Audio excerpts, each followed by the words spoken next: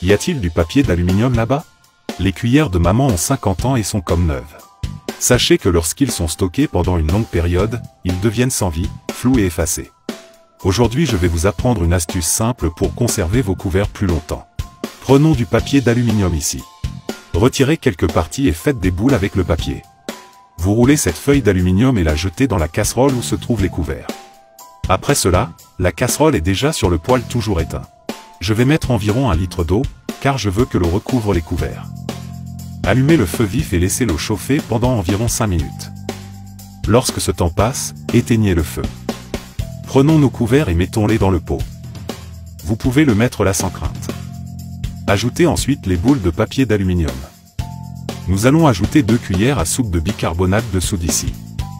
Laissez-moi vous expliquer ce qu'il adviendra de ces petites billes d'aluminium.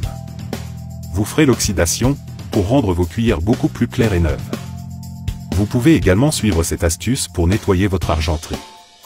Après avoir ajouté le bicarbonate de soude, remuez légèrement le tout. De quelle ville regardez-vous cette vidéo? Je suis curieux de voir où vont nos vidéos.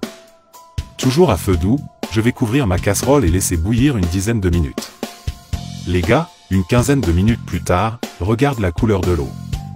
Elle s'est assombrie, comme de l'eau sale. Et c'est exactement ça. Regardez le résultat de ces couverts. Ils étaient super propres, brillants. La différence est très nette. J'espère que ça vous a plu et que vous le faites chez vous. Dis-moi plus tard ce que tu en penses, d'accord? Les gars, je voudrais transmettre un message qui se trouve dans Ecclésiaste chapitre 3, verset 11.